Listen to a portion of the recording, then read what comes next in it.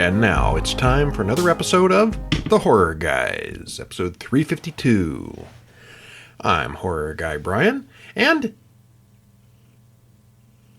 we're missing one. Horror Guy Kevin is out of town this week, so it's just you and me. And the horrors of the night. Okay, that's about as hokey as I can go. This week, we have The Jester 2. Sequel to the one we talked about last week, The Jester. Also, The Man in the White Van. Ooh, candy. And Monster Island, which has nothing to do with Godzilla. All three of those are just recent releases here in 2025. Then we got two older movies. We got 2012's The Ghastly Love of Johnny X, which must have the most amazing trailer I've ever seen. Movie?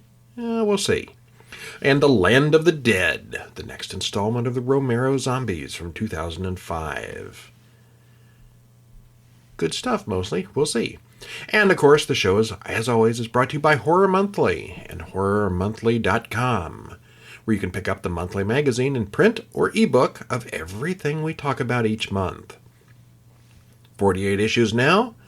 All of them are available all the way back to issue number 1, which had a whole bunch of stuff from, I'm guessing, 2002. It's been 4 years now, so there's a lot of stuff in those books. And, of course, you can check out all our horror biographies. You know, all about the lives of Boris Karloff and Peter Lorre and Vincent Price and those guys, as well as their complete filmographies. Their horror filmographies of the guys like Boris Karloff, Vincent Price, Christopher Lee, and all those horror icons. Again, all of them can be found over at HorrorMonthly.com. But, for right now, let's go with The Jester 2. And this is written and directed by Colin KrawChuk, stars Michael Sheffield and Kaitlyn Trentham, hour and 27 minutes, and there's a trailer in the show notes. Alright, spoiler free. The Jester is back, killing people like a magician and entertainer again, but this time with a bit of a different look. There's much more explanation in this sequel than in the first movie, and we both thought it was a step in the right direction. We also both thought this was better than the first film. So if you've seen The Jester, it was kind of meh, but this one picked it up a little bit. If you loved the first one, you probably still love this one. If you hated the first one, you may want to give this one a try anyway. But it's a big Halloween party, and the guys mock each other for being afraid to talk to Ava. The one guy goes over to her, but she's more interested in Connor, the other guy. And this goes badly for Eric, but suddenly the Jester appears by crawling out of a box. He then peels his mask off like he's molting, and we see that he's got hair now, and his face looks like a sort of a mask that maybe it's sewed on or glued on or something. The Jester makes Eric be a pinata, and that's a bloody mess. Credits roll. Alright, well, Max and Zoe talk about going out trick-or-treating, but Mom says that Max is getting a little too old for this stuff. Meanwhile, the Jester asks a guy on the street to pick a card, and then handcuffs him before ripping out his innards with a card trick. He found that ace. Max goes to a restaurant alone, and the jerky waiter recognizes her from school. The girls at the next table mock her, but then the Jester sits down across from her, and at least he's nice to her. He tries to do a trick with his cards, but she shows him that the card tricks aren't going to fool her. She's a magician hobbyist. When a guy she likes punctures her bicycle tire, she stops and cries. Well, then a trio of troublemakers are out pranking, and they run up against the Jester, who does his thing for them. Except his magic no longer works. So he kills them the old-fashioned way. He attacks them with a knife. He's lost his mojo, and soon figures out that Max has taken it somehow. And that is the rest of the movie going to be going on about that stuff. So this time, the character of the Jester, we thought he looked better in the first movie. He had this full head mask. He liked this bald white head, complete over the head mask, which I guess that makes him less expression visible, but he looked cooler before. But anyway, this time around he's just got his face covered, and it's not as effective as in the first film. He had more of a street performer look there, but here he's just trying to look more scary. I don't know. I think the first one was a little more iconic, but that's just a look of the movie. But one complaint about the previous film was that nothing was explained, and this time we get everything explained. It's got a much stronger story, and the pacing is much better as well. We both like this one a lot more than the original. And Kevin says this one had all the magical murder and goodness of the first movie, with a better script and story. Though he does agree that he preferred the Jester's look in the first film, overall, this was a better movie. I agree with that. And if you liked it the first time around, you should definitely check out this one. Jester 2, now playing. Alright, another brand new one, The Man in the White Van. See, just from that title, you already know what this is about. Directed by Warren Skeels, written by Sharon Y. Cobb and Warren Skeels, stars Madison Wolfe, Breck Bassinger, Ali Larter, and Sean Astin. Hour and 45 minutes. Trailer in the show notes. Based on a true story. And spoiler free, it's well made and based on a real crime situation, which makes it creepy on a fundamental level. But it's kind of long and drawn out. It hops around in the early 70s, doing a great job of capturing the look of the decade. The van driver chooses to fixate on one character rather than just doing random attacks, so there's drama and a supporting cast for us to care about. Okay. Well, a woman gets pulled into a car and drives away. It's 1970, and we see a white van following her car. She pulls over, crying about something, doesn't see the man from the van until it's too late. Credits roll. In 1975, Annie falls off her horse. She goes home, and her mother Helen freaks out and tells her to shave her legs. That follows. At dinner, her father Richard talks business. Margaret and Annie are very competitive sisters, and it looks like it's a very strict household. We then bounce back to 1971, where we watch a woman go out for the evening. She's immediately kidnapped by the man in the white van, whom we never see. In 75 again, we watch as the family goes to church. As the preacher talks, we see that the man in the white van is still active out there, following the family back to their home. Back in 72, a woman comes out of a disco and runs into a man who drives a white van, and he gives her a ride against her will before killing her with an axe. Each time we go back in time and see the serial killer doing his thing, we get a little more detail. While Annie, from 75 again, likes the new boy at school, Mark Newsom. We see that Annie's horse is upset by something outside, and when Annie goes out, she sees the van there. When she tells her mother and Margaret, they don't believe her wild stories. She finally gets to talk to Mark, and they hit it off. On the way home, Annie and Patty see the van, but it turns out to just be a telephone installer. Alright, we'll stop there. There's a man in a white van who's probably chasing Annie, but we don't believe her because she makes things up. It's very retro, but the story wouldn't really work if it were set in the modern day. The cars and the music try hard to make it seem authentic, but the telephone shenanigans are the ones that really sell it. The girl gets an extension phone installed in her bedroom, and she talks and she talks and she talks. And the other girl's out trying to call for help and can't do it because the phone's always busy. Yep, I remember. Well, we assumed right off the bat that Sean Astin would be the killer, since he's the only major star in the film, but it also very soon became obvious that it wasn't him. They went out of their way to show it that he wasn't the guy. We then figured it would be Mark. That wasn't it either. Turns out we never do see or know much about the killer. He's a mystery man. This was all supposedly based on true events, so maybe that's just the way it worked out in reality. I don't know if those crimes were ever solved or not. It's a pretty slow-moving film. That might be my biggest complaint with it. The kidnapper is way too patient. Annie already knows he's up to something, and she's told plenty of people, but any kidnapper in their right mind would just move on to a new target. If he was really into Annie for some specific reason, like a stalker or something, that would make sense. but otherwise he just seems to grab women who are convenient. Annie was not convenient. But it all looked good. The acting for the main characters was decent. Again, like I said, it's very slow-paced, and that may turn off some viewers. And Kevin's commentary down here at the bottom, he says, it's set in an alternate 70s timeline, where people attend high school into their 20s. He hates old teenage actors. But everything else seems about the same as in our 70s. Seriously, though, they had the 70s elements down solid. The acting is good, the story seemed thin to me and stretched out, which made it low stakes and a little on the dull side.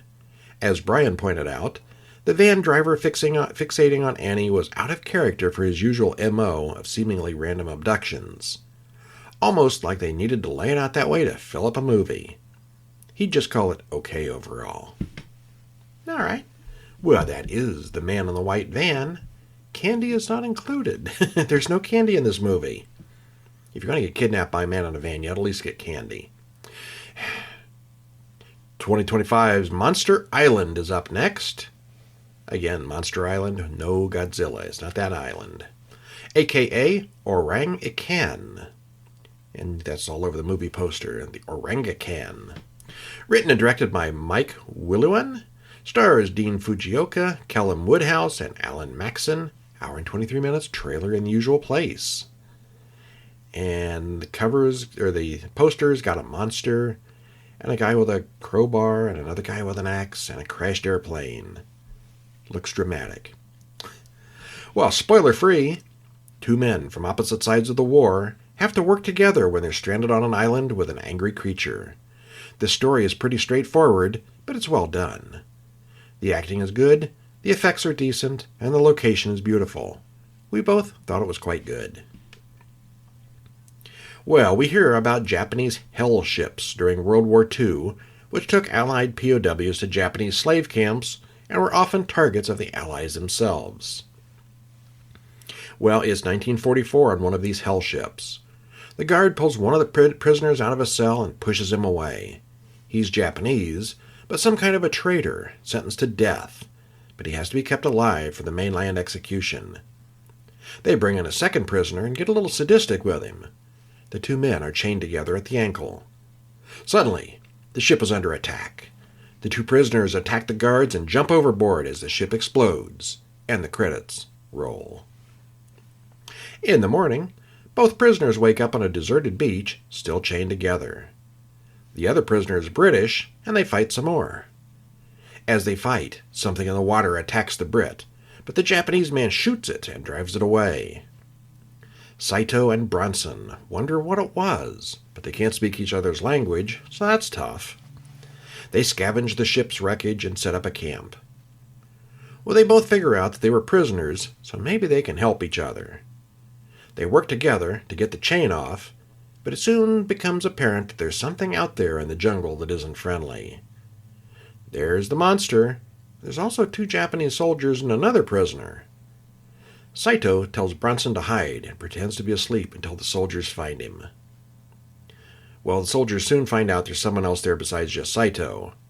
They hear the monster roar out in the jungle, and the new prisoner calls it Orangutan, and he looks very afraid. One of the soldiers goes looking for what made the noise, and soon finds it. Meanwhile, Bronson dispatches the first soldier. Saito and Bronson watch as the monster comes and finishes off the second soldier and the new prisoner. And then it's just them again. Alright, so it's two guys versus a monster. Orangutan turns out is Indonesian for mermaid or manfish. And yeah, it's basically a guy in a Creature from the Black Lagoon type costume.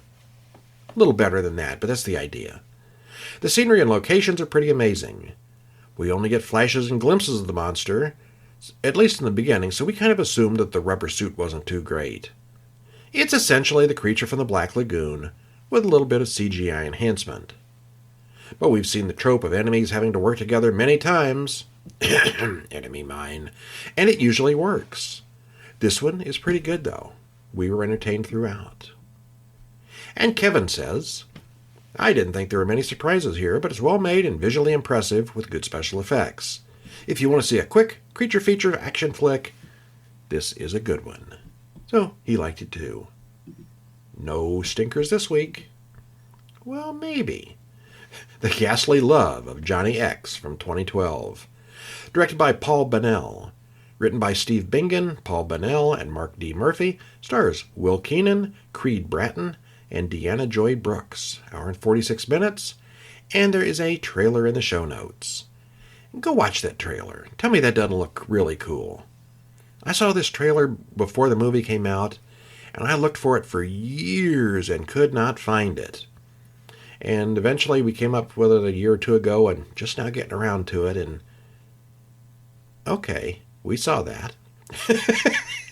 This was a movie in black and white that's a send-up of 1950s science fiction and leather jacket rebel action, with musical numbers and romance, and an undead rock singer very reminiscent of Roy Orbison. With all that weirdness, it should be more entertaining than it is, but there's too many talky bits that drag things down, especially in the final third or so. If you're looking for something unique and interesting, you might want to check this one out. It's weird, I'll give you that. It's not bad, it's just kind of slow. Johnny X is brought before the judge, and it looks all very black and white Flash Gordon-y. He's accused of not fitting in and following orders in their advanced civilization. Johnny and his followers are exiled to a low-tech planet with no real civilization. A terrible place called Earth. Credits roll. 1 year later, Johnny leads his people through the desert, all dressed like rejects from a 50s motorcycle gang movie. At the diner, the TV news tells us that Mickey O'Flynn, the famous musician, has gone missing, and manager King Kaitlyn is at a loss. Kaitlyn watches a woman walk into the diner. She's Bliss, and she talks about lizards wanting to lick her. She's the one Johnny X is searching for. Bliss tries to talk waiter Chip into leaving his life at the diner behind and going off with her. Johnny's people all show up, and they know how to make an entrance. A musical entrance. They all hear about Mickey O'Flynn's disappearance, and Johnny wants to find him. A lot gets explained and goes on during that musical number, but eventually Johnny uses his technology to capture Bliss. Chip and Bliss drive to the drive-in theater, which is closed. She explains about Johnny and the Ghastly Ones, his gang. This all leads to another song, and she tells him about where Johnny comes from. He has a resurrection suit that allows him to control anyone. He's only got one power glove, and she's got the rest of the suit in her case. That's what he's really looking for. And she's got electrodes in her chest that she likes to fondle. What are those? Yeah, they're not what you expect. Okay. Well, anyway, we get to sci-fi, 50s, retro, tech, musical, rebel goofiness throughout the rest of the movie. And there seems to be one single product that gets a lot of product placement. And see if you can spot what it might be. It shows up repeatedly. It certainly makes the most of black and white retro 50s imagery. This was also Kevin McCarthy's final film appearance. You know him from the original Night of the Living Dead. No. Invasion of the Body Snatchers of the 50s. It was also the lowest grossing movie of 2012, making only $117 during its 1 week run. Oof. Mickey O'Flynn, played by Creed Bratton, seems to be a zombified Roy Orbison. The whole thing seems to be a send-up of the 1950s rebel genre. And they're all, they're wearing their biker leathers and all that. Although the trailer plays it up to be more of a mix of sci-fi and horror. But it takes a really long time to get to the horror part. The songs and musical bits are pretty good, but all the talking in between is just slow and draggy. There's also a noticeable lack of songs in the second half. I think it would have been much improved with the second half hour compressed. The second half hour compressed. There's a lot of explanation after we figure out who's who. It's a neat concept with a good look, but it's extremely uneven. It's definitely weird, though. And Kevin says he was expecting this to be a wilder ride than it was. Instead, once things got underway, I found myself getting a little bored in places as it dragged down. The look and concept was all cool, the cast was good, and the songs were fun. But it could have used some tightening up. I don't regret seeing it and would recommend it for most folks, but watching it once was probably enough. Yeah. All right. I'm not going to say it was a bad movie. I enjoyed it, but it was, once is enough. Okay, and a couple weeks back we finished up our last of the Chucky movies, the Child's Play series, and then we moved on to the George Romero zombie movies. We are up to 2005's Land of the Dead, the fourth one in the big series. Written and directed by George A. Romero, stars John Leguizamo, Asia Argento, Simon Baker, and Dennis Hopper. Hour and 33 minutes, trailer in the usual place. Well, spoiler-free, he was high on action, low on horror, since the zombie universe of Romero is well established at this point. An add-on at this point is the undead are getting some of their mental faculties back, making them even more of a threat. They're getting smarter. There's a secured area of a city where people are getting by, and folks are still divided into the haves and the have-nots, but everyone is equal when the undead are chasing them. We thought it was good overall, not quite great. Well, we're told about the dead rising and killing the living as credits roll. The first three films. It's a worldwide phenomenon, but at least the zombies are stupid and slow. Eventually, though, the dead outnumber the living, and most of the world is gone. We cut to a brass band of the dead, all waving instruments around. They really don't know how to play anymore, but they know they're supposed to be. The man at the gas station comes in and out, and he works the pumps, and they're all undead. All the dead are just doing what they did in life. It's like they're pretending to be alive, says one human to another. The gas station man spots them and starts to follow. Riley is in charge of the group of the living people, out scavenging for supplies. Charlie is scarred and not very smart, but he's Riley's helper. Riley tells Cholo that the dead seem to be thinking now. They're smarter. Things are changing. Be careful. And this is Riley's last night out, and Cholo is scheduled to take over in the future. Well, the men shoot off fireworks and then shoot the zombies who are mesmerized by the light and noise. The gas station man understands what's happening and tries to warn the others, but he's the only smart zombie in the group who figures it out. Big Daddy, it says on his shirt. He roars at the death of his friends. The fireworks break down and everyone is now bait. Cholo and his group raid the liquor store. One of his people gets bitten and ends up having to shoot himself. As the humans all leave, Big Daddy straps on a machine gun and starts lumbering toward the lit-up tower in the distance. Other zombies follow him. Wait, he put on a machine gun?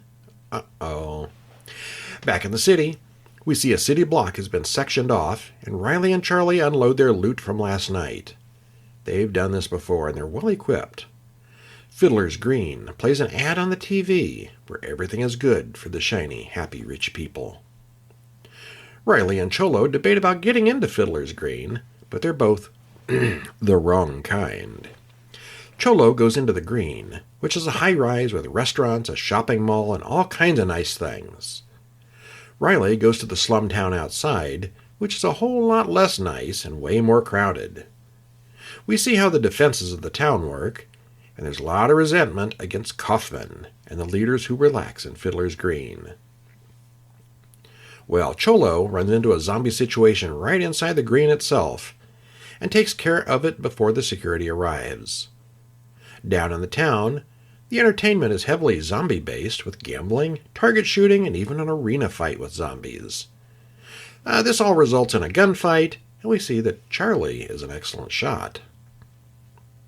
Alright, so we got the rich people in the tower, we got the poor people in the city, and we get the zombies, the smart zombies advancing on the city. What could go wrong? Alright, skipping down here to the end. John Leguizamo and Simon Baker are both good here, but Dennis Hopper mostly seemed to be phoning in his cliched lines. He's Kaufman, the guy in Fiddler's Green who runs everything. He's the boss. And he's really kind of boring. The gore and the zombie effects have improved a lot since the original films. Watching the smart zombies take over the town is pretty cool. It's almost as if they've become the good guys. Sounds like a message. It's an okay action horror movie, and it's got the series' usual commentary, the haves and the have-nots, but it all feels a little lacking today. They were all wanting to get a bunch of money to leave town. What good is all that money going to do outside the city limits anyway? There's nothing out there but zombies and random people that aren't going to go for money. Money seemed like a dumb motivator in this one. Oh well. Kevin says, I liked it more than not, but it wasn't the best of the series. Dennis Hopper seemed underutilized and a little too low-key here. Yeah, when it comes to getting, batshit crazy, call Dennis Hopper, and he seemed like he was asleep in this. But the rest of the characters were on point.